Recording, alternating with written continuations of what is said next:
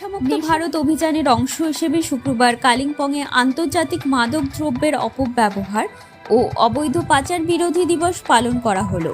কালিম্পং জেলা পুলিশ এবং হ্যান সংস্থার যৌথ উদ্যোগে এই কর্মসূচির আয়োজন করা হয়।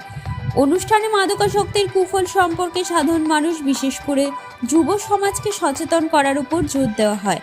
বক্তারা বলেন, একটি সুস্থ, নিরাপদ ও নেশামুক্ত সমাজ গড়ে তুলতে সকলের সম্মিলিত প্রচেষ্টা অত্যন্ত জরুরি। এদিন সচেতনতামূলক আলোচনা, শপথ গ্রহণ এবং বিভিন্ন কর্মসূচির মাধ্যমে মাদকের বিরুদ্ধে সামাজিক প্রতিরোধ গড়ে তোলার বার্তা দেওয়া হয়। জেলা পুলিশ ও হ্যান সংস্থার পক্ষ থেকে ভবিষ্যতে এই ধরনের জনসচেতনতামূলক উদ্যোগ অব্যাহত রাখার অঙ্গীকার করা হয়। Under the effect of drugs, right? So can you tell for sure that you are 100% safe on the streets? So how are you saying that it does not affect you? Oh, tomorrow your parents are walking on the streets of Kalimpong. And your mother is wearing a thin gold chain. Papa she has bought with her own money. And thus one addict has come and addiction ko they will need money to buy. That is the disease.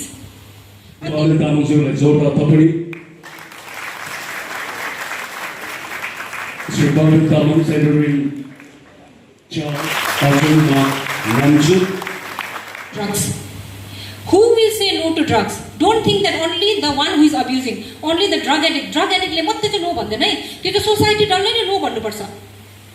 No to drugs for self consumption, no to drugs for anybody else consuming in your nearby areas. Sri Legden Tamang, Sri Ashwin Rai, Sri William Lepcha, Sri Paul Bialy. र नमस्कार सम्पूर्ण कालिम्पोङका र हाम्रो सम्पूर्ण पहाडकै जनसाधारणलाई। र विशेष गरी आज हाम्रो कालिम्पोङमा हाम्रो सङ्गठन hands Himalayan anti age and anti narcotic drugs society ले हामीले सालभरि नै हामी यसमा हाम्रो युवाहरूलाई नशामुक्त बनाउनु, हाम्रो समाजलाई नशामुक्त बनाएर एउटा राम्रो सुनौलो भविष्य हाम्रो भावी पिँढीहरूलाई दिएर एउटा राम्रो दरिलो खुड्किलो बनाउन हामीले कोसिस गरिरहेछौँ युवाहरूसित है।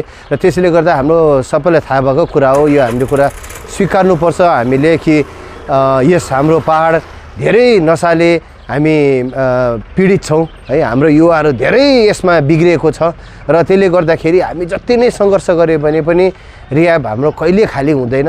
हाम्रो त रिह्याब भर्ने अरू सायद सङ्गठनतिर, अरू सायद व्यवसायतिर भरिएको संस्थाहरू चाहिँ सफलता मानिन्छ होला, तर म चाहिँ ह्यान्ड्सले चाहिँ आज साँच्ची नै यो चाहिँ म सफलता माग्दिनँ। किनभने हाम्रो नातिहरू सानो 24 बेडेड रिह्याबमा सधैँ 70भन्दा माथि नै बेसी हुन्छ पेसेन्ट, र हामीले समय-समयमा त एडमिसन बन्द गर्नुपर्छ। त्यसको मतलब त्यसले देखाउँछ कि हाम्रो समाजले कति भोगिरहेछ यो समस्या। र त्यसले गर्दाखेरि आजको दिनमा कालिम्पोङ डिस्ट्रिक्ट पुलिस र west Bengal government, district administration, health department सबैजना अहिले एकै मञ्चमा हामी आएको छौँ, जोडिएको छौँ। कालिम्पोङ पुलिसको थुप्रो योगदान छ हाम्रो संस्थालाई, हाम्रो सङ्गठनलाई, हाम्रो समाजलाई नै नशामुक्त बनाउनलाई। किनभने आजको दिनमा म यहाँ भन्छु, धेरैजना मान्छेले सायद नशा गर्ने, ड्रग्स खानेहरूलाई छिछि दूर गर्छ होला, तर त्यो घरमा गएर सोध्नुपर्छ, जसको चाहिँ त्यो परिवारलाई गएर सोध्नुपर्छ जसलाई चाहिँ यो नशाले पीडित गर्छ, जसको बाबु, जसको छोरा है, जसको दाजुभाइ, र आजको दिनमा त दिदी बहिनी।